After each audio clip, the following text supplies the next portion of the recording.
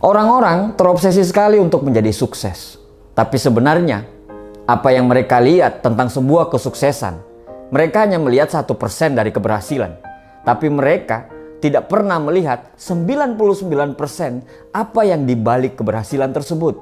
99% adalah kesakitan, penghinaan, air mata, pengorbanan, pukulan kehidupan, kejatuhan, kerugian, dijauhi orang, pengkhianatan, dan banyak sekali hal-hal yang buruk yang terjadi pada mereka sebelum mereka sukses. Orang-orang hanya terobsesi pada impiannya, tapi pada saat ditanya, apakah kamu berani menjalankan prosesnya? Mereka akan diam 1000 bahasa. Impian itu memang gratis, tapi untuk mendapatkan impian itu, kamu harus berani membayar prosesnya. Tidak ada kemenangan tanpa pengorbanan. Tidak ada kesuksesan tanpa sebuah proses yang panjang. Proses itu mahal. Proses yang harus kamu lalui hari per hari, minggu per minggu, bulan per bulan. Bahkan kamu harus melalui proses itu bertahun-tahun. Proses yang tidak pernah tampak oleh orang-orang.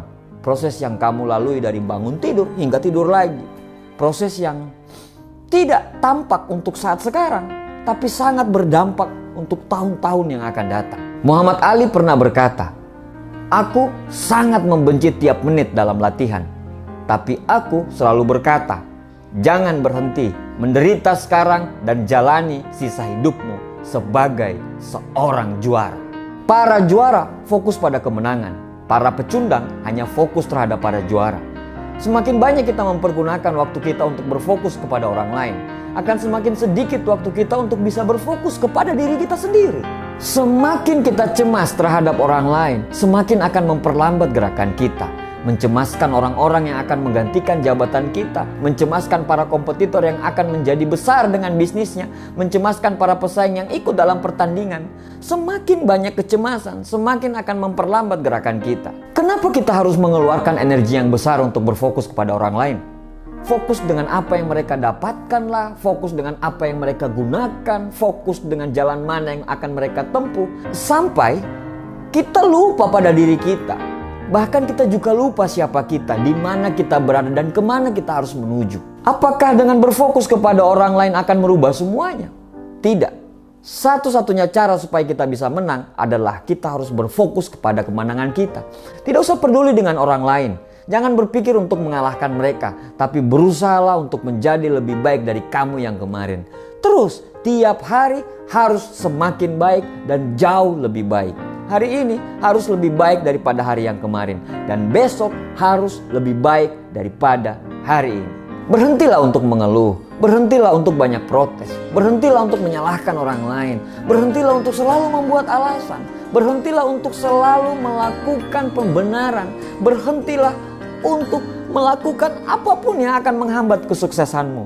Dan mulailah untuk memantaskan diri. Beranilah untuk mengambil tanggung jawab. Jangan lari dari tanggung jawab itu.